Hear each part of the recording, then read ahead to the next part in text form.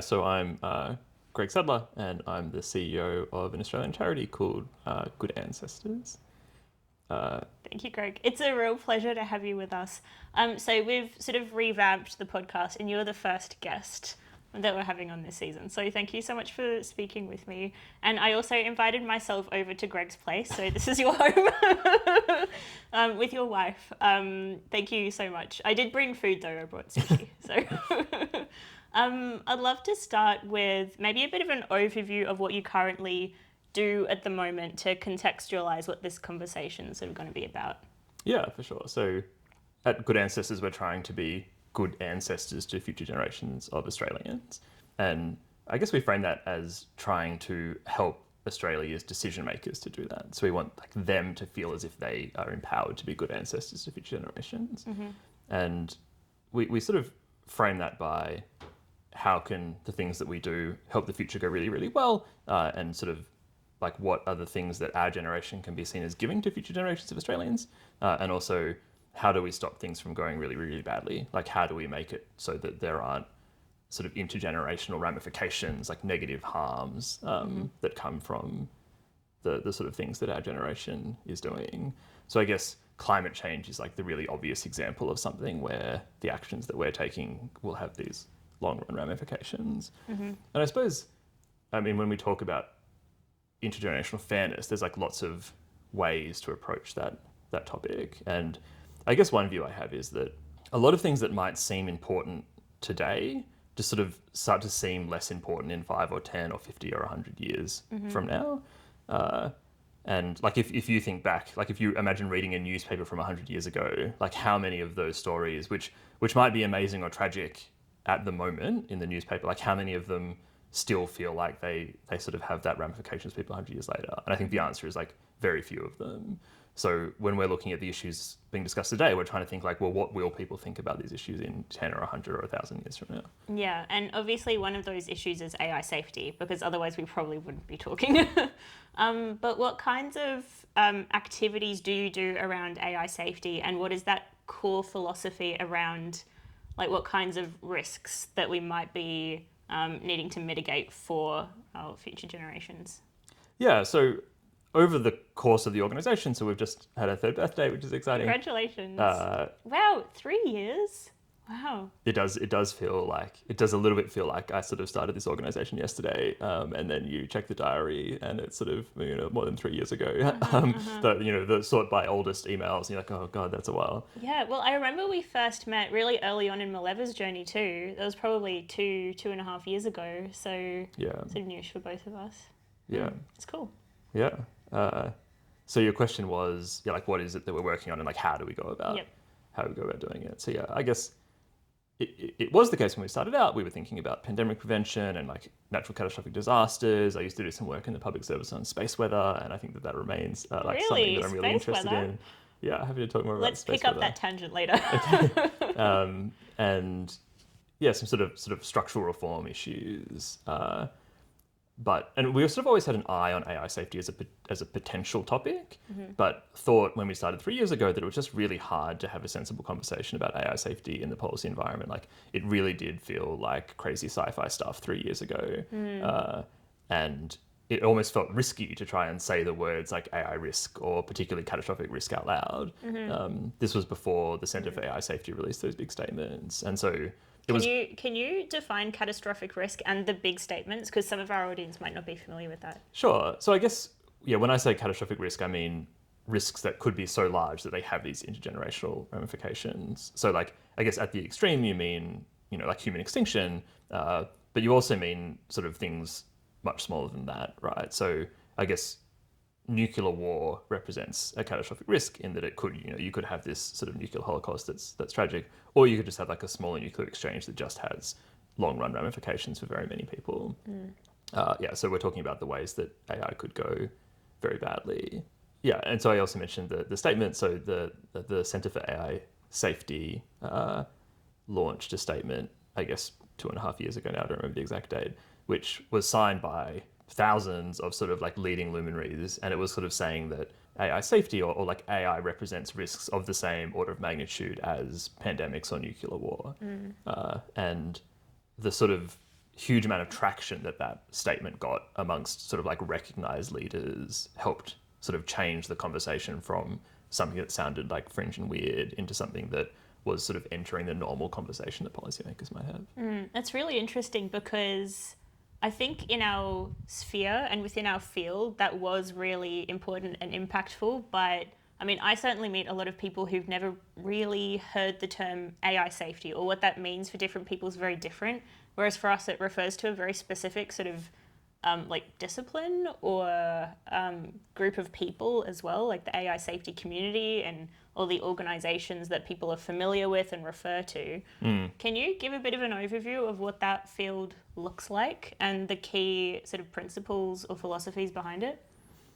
Yeah, I guess it is it's sort of a bit of a woolly bucket, right? Like there's a range of views that sit inside AI safety. And I mean, one of the perspectives that I bring is I think we shouldn't focus only on very narrow slices of what we might call AI safety or AI ethics. I think that there's a spectrum of things that sort of have different amounts of likelihood and different amounts of consequence, and they're all worth worrying about. So basically every time I give a talk about AI safety, like the first slide I always show is a risk taxonomy, which was prepared by MIT in the US, which just sets out all the kinds of risks that AI could pose.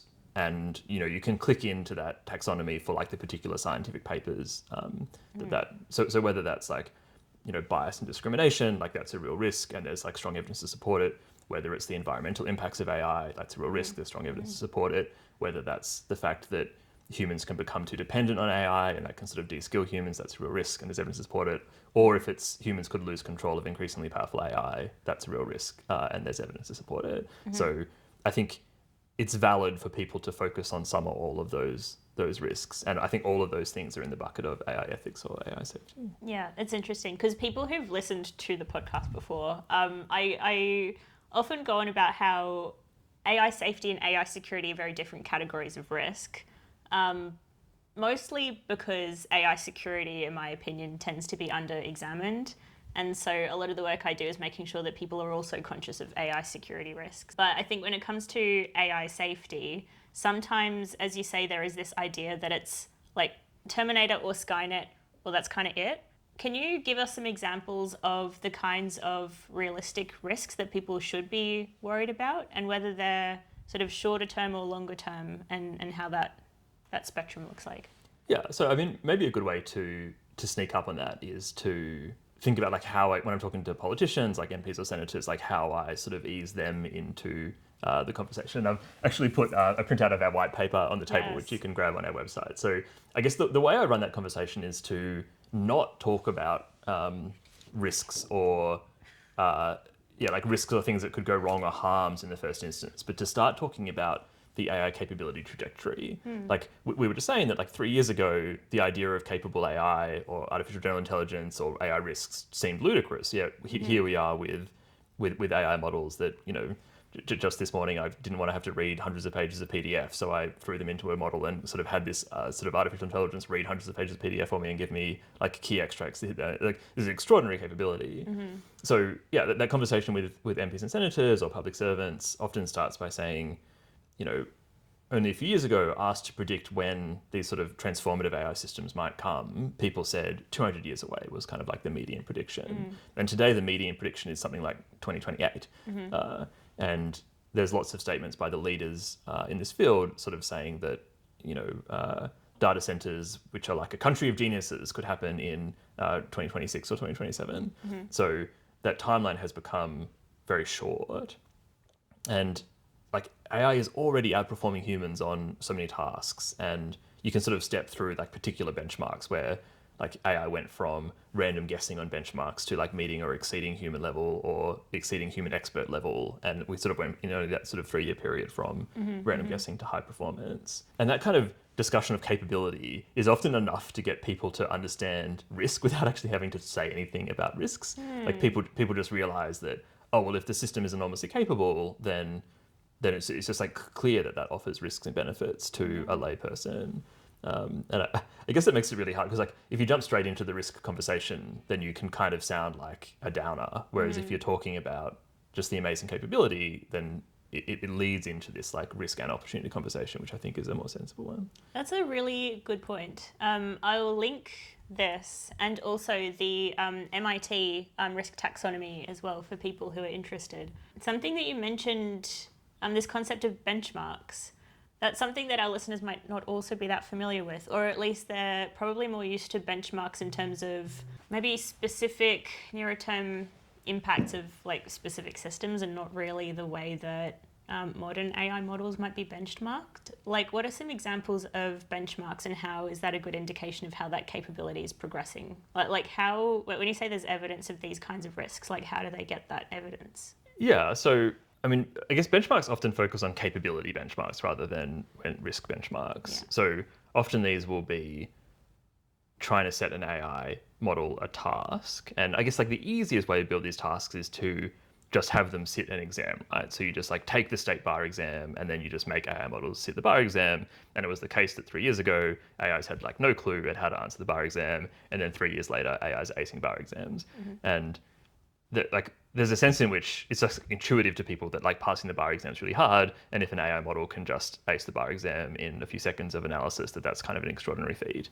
And I think that is an extraordinary feat, but there's sort of some criticism of these benchmarks that like to what extent are these exam conditions actually reflective of real world performance? And I think that's a real criticism. I guess like the risk benchmarks are a little bit different. So like one of the risks that I can get to talking about is biosecurity risks. So the contention here is that AI models might be able to help novices to build bioweapons, which would greatly increase like terrorism risks. And so the benchmarks here involve coming up with steps that would be necessary to build a bioweapon and then asking whether models with no safeguards are able to perform some or all of those steps. And then once safeguards are applied, like to what extent do those safeguards succeed in stopping the model from responding to those prompts and guiding a user through that dangerous activity? Okay, interesting. I mentioned in the previous episode actually the tabletop exercise that we did, which was really good. It was really interesting. And I said this before, but it was really impactful having to think about things or capabilities and risks that are not that far away, but when they happen today, or when you have to think about decisions that you would make today, it became a lot more real. Based on those kinds of exercises that you've been running with policymakers, what kinds of conversations have you seen happen?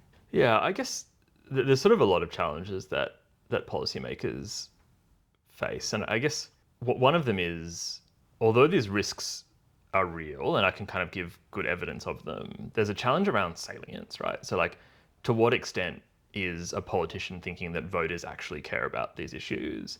And, you know, you can show, I guess, care about it comparative to other problems. So you can kind of show polling data where like X% of Australians, you know, so like 78% of Australians say that they're concerned about the negative effects of AI. So you can throw that stat at people and it's a true stat and it's like fairly robust. But the politicians thinking like, yeah, sure, they say that, but like, how do they think about that relative to the cost of living? Or how do they think about that, you know, relative to the sort of other pressing concerns, like, you know, the housing crisis in Australia?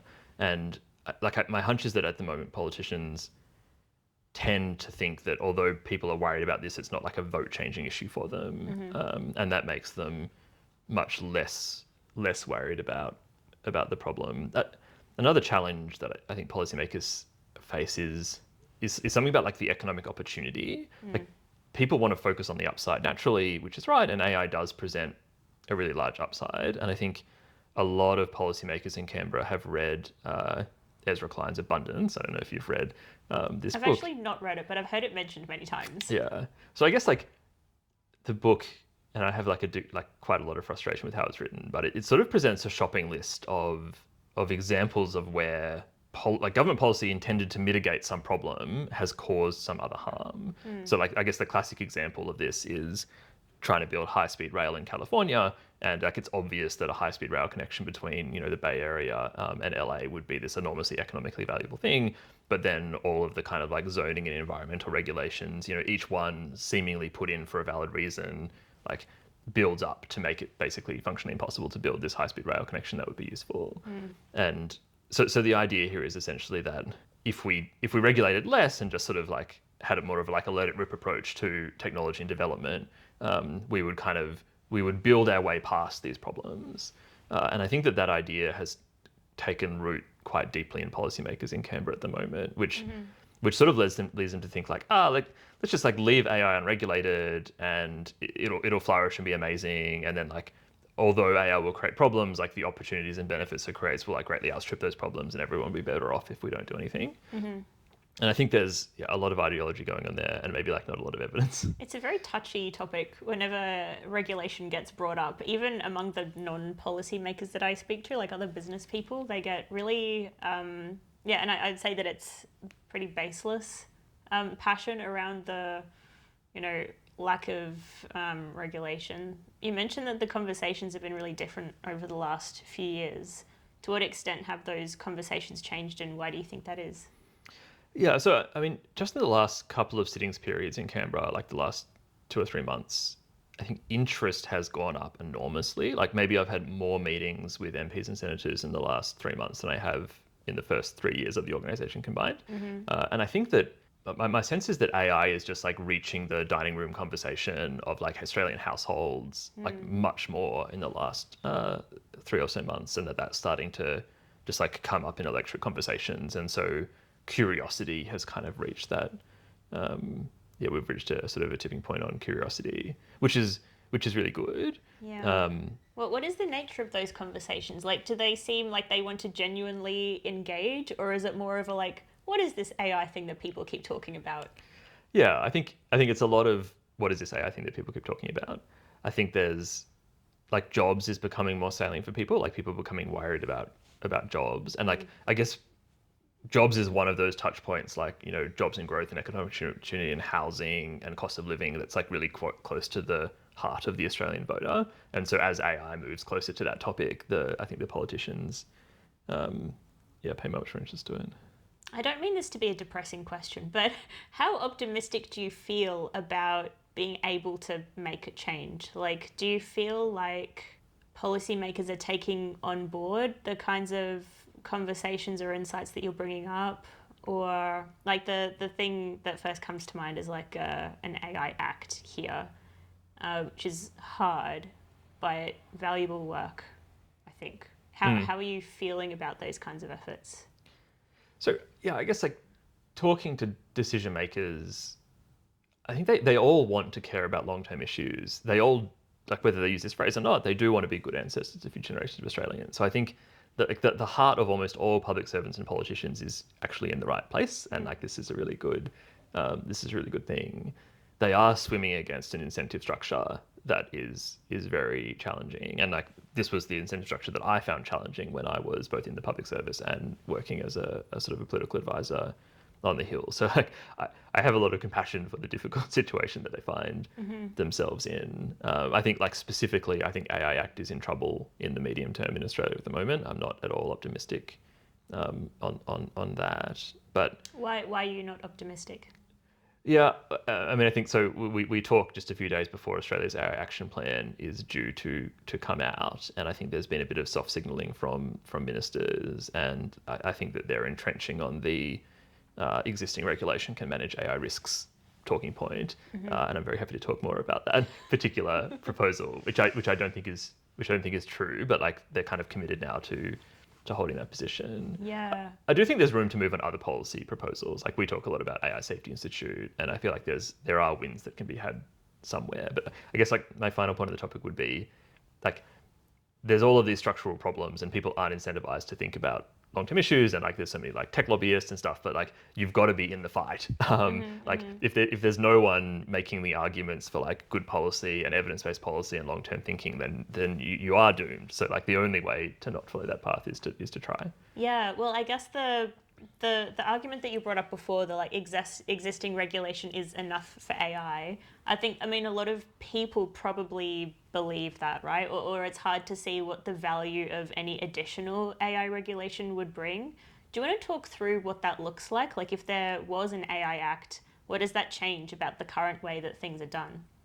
Yeah, I mean it's a really good question, and I want to be super clear that existing regulators can manage very many AI risks, right? So if someone was to put like AI into your pacemaker or something, then the TGA, who regulates pacemakers, like they know what standard this has to meet, and they can like conduct the test to see whether AI meets that standard, and they're completely competent to do that. And that's the case for very many regulators. So I think there's this idea that an AI Act would like trump everything else, and like some AI regulator would like take over regulating most of the economy. And I don't think that's actually what anyone's proposing.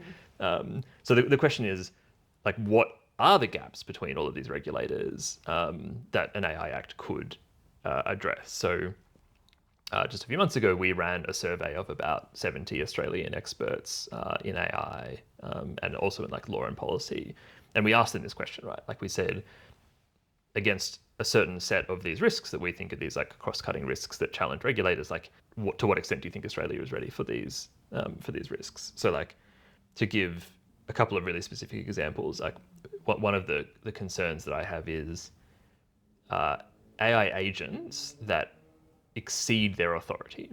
So like the specific case I have in mind, and this is like a personal experience. So I had some AI agents that were, I'd tasked them to go to government websites and pull down policies related to a certain policy that those departments might have. And one of the agents I was using was running into on some website a 403 error. So it was like a no bots allowed on this website error. And the AI agent's like, oh, no worries, Greg. And then just like opened a window and wrote a bunch of code and says like, oh, now I have access to the government website. I can go and find their policies and like download it into the file for you. And I was like, okay. Because like, I don't write code, so I have no idea what it did. But like, yeah, it's a criminal offense to gain unauthorized access to a website. And so it's conceivable, like I have no idea, like it's conceivable that the factual element of some crime occurred there where someone gained access to a website that they weren't meant to gain access to. But this raises... Tell anyone it's okay. No.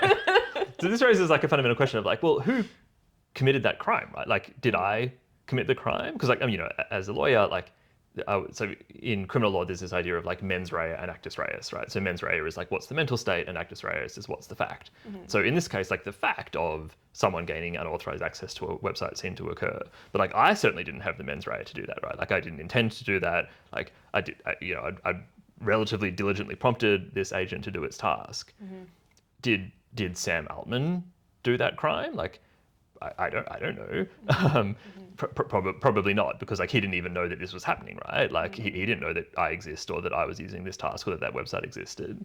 And so I guess like this is an example where, in this case, like you've potentially got a crime that's been committed, and it's just a complete shrug from the entire legal system or every regulator about like whether that's their response. And I guess that maybe the absurdity of like government saying existing regulators have this under control is like, so we gave this example to like every relevant regulator in Australia and said like, are you responsible for this? And none of them said yes, right? So it just seems silly to me that there's this claim that regulators have this under control when like they just obviously don't. That's a really practical current example, and that's something that I don't think we hear a lot about. I feel like when people talk about AI regulation, it tends to turn into one of those Terminator type scenarios that we're trying to prevent. The conversation tends to be a bit more about that. Do you think there's a reason that we don't hear these kinds of really practical, relevant examples? Or is it something that you hear and most people just aren't hearing? Yeah, I think so. There's a paper, a consultation run recently about from the Department of Treasury, and the consultation was on whether Australia's consumer laws are ready to manage the risks of artificial intelligence. And the consultation took them almost a year to run, and so we gave submissions at the start of this, and was excited to see the paper because like a lot of real challenges come up in consumer law, like is it a fit for purpose product that they're selling, and like what happens if that product fails in various ways, as we know it has. I mean, there was a tragic news story just recently about an AI chatbot that persuaded someone to end their own life, which is obviously not what you purchase that consumer product to do. So I was waiting with bated breath for this Treasury product, and it comes out and it says, like, so firstly it gives an example, like a worked example of how Australian consumer law applies to an AI product. And the example it gave was a robot vacuum cleaner. And it says like, if someone's robot vacuum cleaner crashes into the leg of the chair and damages the leg of the chair, can they be held responsible? And the answer is like, yes, a robot vacuum cleaner shouldn't damage people's property. And I'm just like, Oh, this is okay. this is not what, like, when people are worried about risks from AI and asking whether or not consumer law can tackle them, like, they're not thinking about robot vacuum cleaners that have been in the market for like a decade now. Like, When they were writing that report, I wonder if they had all these other more difficult examples in mind and were just like, oh, we'll go with the robot vacuum cleaner. what's the easiest that we can choose? What did the SES sign off on? Yeah, 100%. And then, like, in our submission, we'd talked a lot about, like, well, like, these AI agents and, like, they're autonomous and, like, who's making the decision and who's making the action, like, what's the standard of people involved in this and, like, how competent do they have to be? And then there was a line in that final report saying, like, yeah, I guess some further thinking is going to happen about AI agents. And it's like, I don't know, government, like, this was an issue we were raising a year ago by foreseeing it. And, like, the issues that we can foresee now are, like, even more pressing. And so, yeah, this is a little bit depressing about. So you mentioned that you made a submission. Every so often I help with submissions or like I do my own submissions, and to be honest, it's something that Tanya really cares about, and she's really all up in the policy, and she used to work in like different policy roles too, but sometimes I feel a bit skeptical that it does anything. Does it actually make a difference?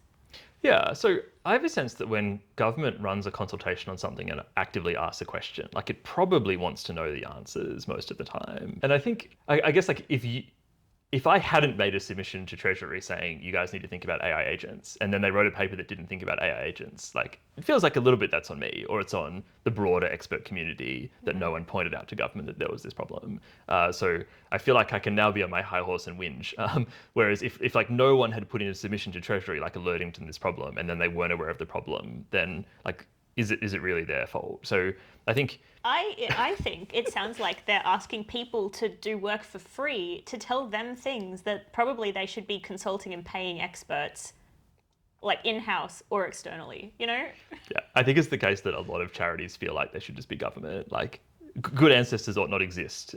We ought to be a function that sits inside the public service where people get long-term, like, expert advice. But that's not the world we live in, unfortunately. Actually, that's such a good point. I'd never really thought of that either. Yeah, I mean, sometimes I think that. So I like left the public service to start this job, and I kind of feel like I'm still a public servant, right? Like, what am I trying to do? I'm trying to serve the public. Like, how am I doing that? I'm trying to give evidence-based, frank and fearless advice to decision makers. Like, I'm just a public servant. I just happen to not be in the public service, but, like, I think I ought to be. Like, the public service ought to have expertise in it. The public service ought to be giving frank and fearless advice to decision makers. The public service ought to be thinking about the implications of AI agents. And, if government's trying to say things like, existing regulators have AI risks under control, like, the secretaries of departments ought to be saying, actually, we don't, minister. Like, you can't say that, it's not true. But unfortunately, that's not the state of play in the public service at the moment. This ended up being a really juicy conversation, so we're splitting this episode into 2 parts. Come back for part 2 next week.